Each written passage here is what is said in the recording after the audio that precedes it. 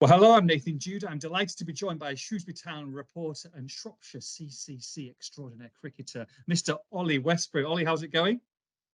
Yeah, I'm not sure about extraordinaire, but I'm good. Good thanks. So you. You're looking tired, Ollie. It's been a busy few weeks at the old Shrewsbury Town, and finally they've got a head coach in. You got to meet Mr. Matt Taylor today. How did it all Yeah, go? yeah, it went well. It's been a day of meeting people, to be honest. Mm. Taylor, obviously, I met Mickey Moore last week, but Roland Wycherley was there as well for a little while. He didn't speak to the press in terms of on the record, but he came in and said hello to everybody. So it's been a day of kind of mixing and meeting people. Matt Taylor himself was good. He seems very well polished, very well dressed, very articulate in the way that he speaks. He came across quite well. He said all the right things. As to be fair, as managers and people so often do in these kind of big unveilings, they say the right things, but the work starts now, doesn't it? Really, Mhm. you can say what you want. The proof will be in the pudding come August when the season starts, and we'll see what kind of results that Shrewsbury churn out at that stage.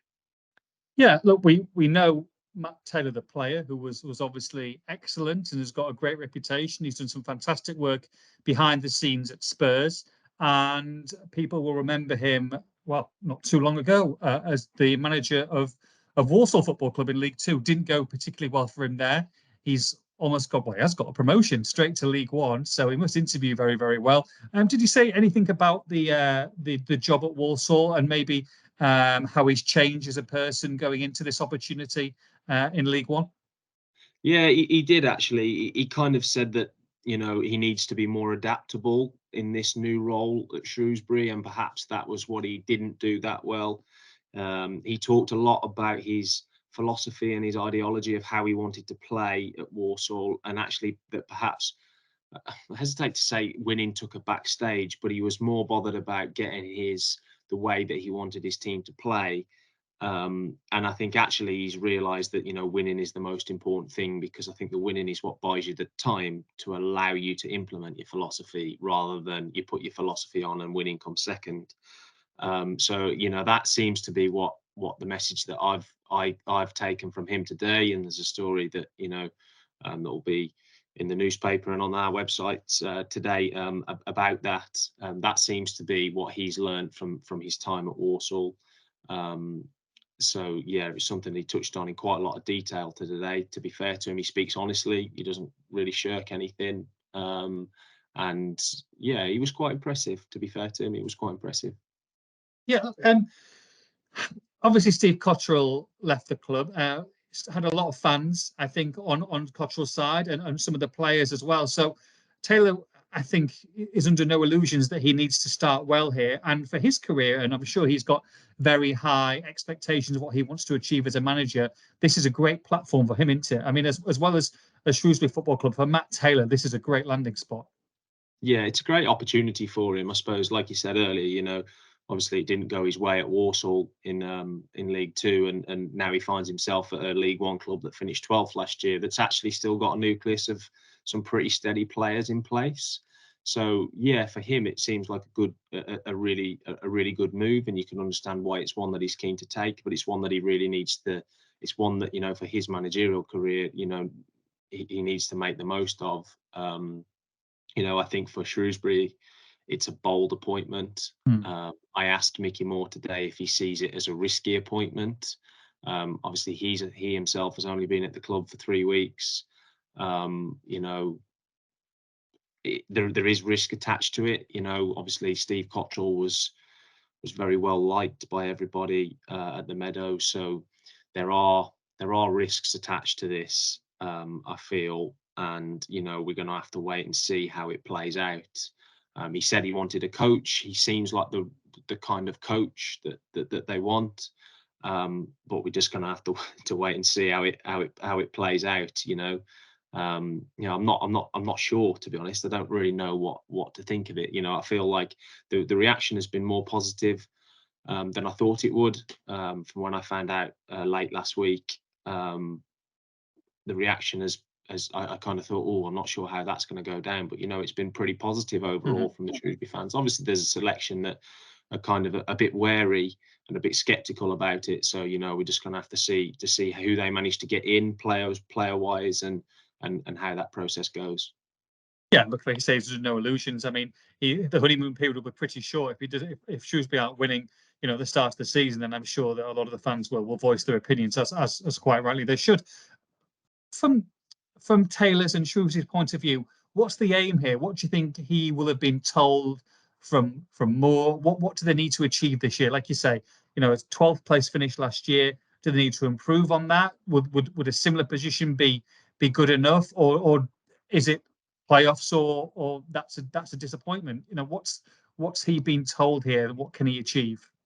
I don't think they're setting, whenever they get asked about the targets, they manage to navigate the question without putting a place on it. I would have said that 12th, if they can get anywhere near where they got last year, that's an overachievement. From my understanding, is the budget is being cut back from last season. So I expect that anything really in that anything above the relegation zone, from what I understand, will be considered a decent season. This is my opinion.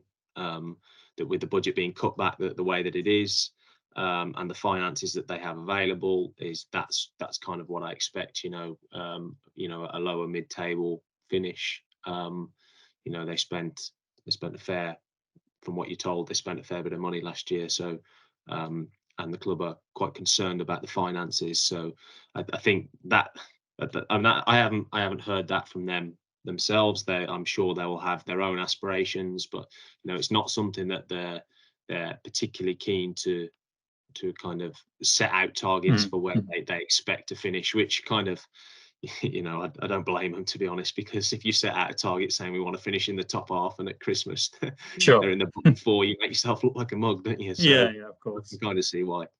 Yeah, last couple of questions from me, Ollie. First of all, from a player point of view, look, they're going to have to get some players in.